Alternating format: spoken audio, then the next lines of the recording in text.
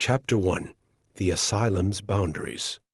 The sun rose over the grim walls of a secluded mental asylum. Inside, three patients shared a fragile connection: Koko, Tsumugi, and Satoru. Each of them had been institutionalized for reasons they could no longer fully comprehend, but together they formed an unlikely bond. Their lives in the asylum were monotonous and confining, with the boundaries of the world limited to the high brick walls that surrounded them. Tsumugi, an eccentric young man, had a peculiar belief he thought the world was ending soon. His curiosity about the outside world led him to constantly wonder what lay beyond the walls of their confinement. Koko, a young woman with a deep longing for freedom, shared his interest in the world beyond, while Satoru, often quiet and withdrawn, became a part of their plans simply by being present. One day, Tsumugi had an idea.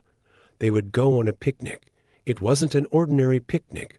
They would venture beyond the walls to explore the world outside, looking for signs of the apocalypse that Tsumugi believed was coming. Chapter 2. Scaling the Walls.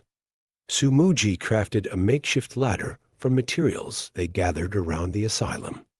With excitement and trepidation, the three friends prepared to scale the walls that had confined them for so long.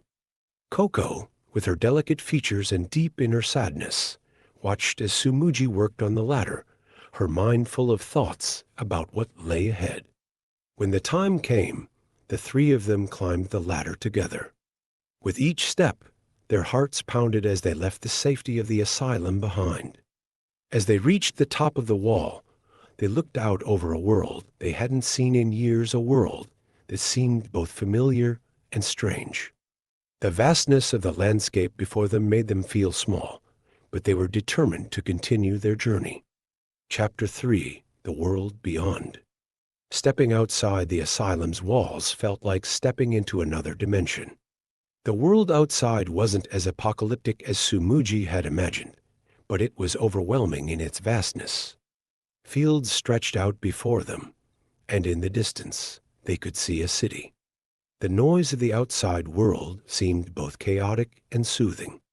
Koko felt a strange sense of freedom, but at the same time, she was unsure of where they were heading. Satoru remained quiet, following the others with a look of detachment.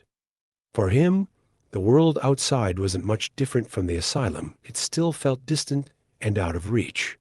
As they walked, Tsumugi rambled about the signs of the impending end of the world. He pointed out various things: a crow in the sky, a cracked window, the clouds above as evidence of the apocalypse. Koko listened, half believing in his words, while Satoru remained silent. Chapter 4. The Encounter with Reality. Their journey led them through fields, alleys, and abandoned buildings. Each place they visited felt more surreal than the last. At times, they interacted with people: a shopkeeper, a homeless man, a stray dog, but each encounter felt like a dream, fleeting and distant. These brief moments of contact reminded them of their isolation, even though they were no longer behind the asylum walls. At one point, the trio reached a church. Tsumugi insisted they visit, believing it held answers about the end of the world. Inside, the three sat in silence, gazing at the stained glass windows and listening to the sound of the wind outside. Koko wondered if this was what freedom felt like: empty, uncertain, and beautiful all at once. But Satoru, who had remained mostly silent throughout the journey, began to show signs of distress. The outside world was too much for him, and he yearned for the familiarity of the asylum. Chapter 5. The Bridge to Heaven. Tsumugi's belief in the apocalypse became stronger as they continued on their picnic. He convinced Koko and Satoru that they needed to find a way to get closer to the sky, to heaven, in order to truly understand the end of the world. They found an old, abandoned bridge that seemed to stretch into infinity. Tsumugi declared it the bridge to heaven. As they climbed onto the bridge, Tsumugi encouraged the others to walk with him to the very edge. Koko hesitated, unsure of what would happen next. Sadaru, on the other hand, could no longer cope with the confusion and fear. He stood still, unable to move forward. Sumuji, full of conviction, urged them to keep going. He believed that by reaching the end of the bridge, they would finally see the truth about the world's end.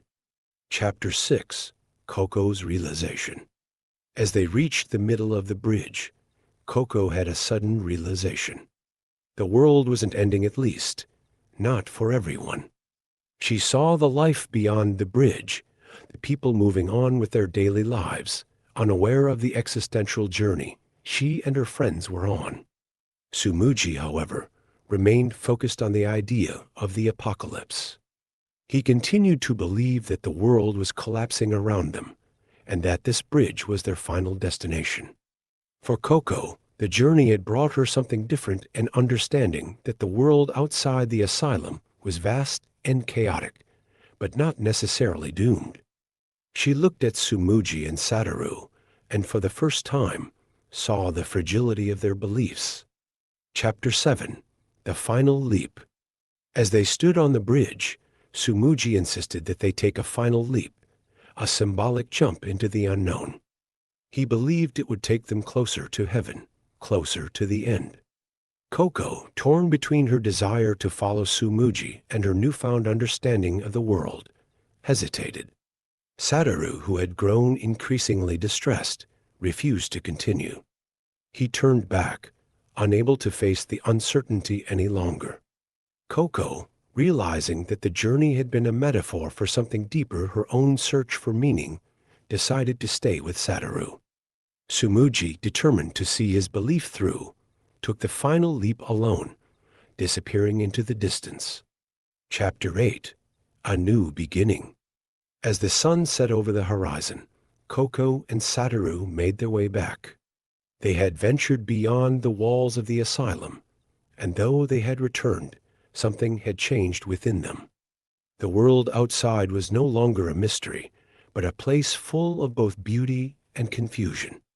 Koko, now with a deeper understanding of herself, realized that freedom wasn't about escaping the walls, it was about finding peace within. As she and Sadaru walked back to the asylum, she felt a sense of calm, knowing that the journey had brought her closer to the truth she had been searching for all along.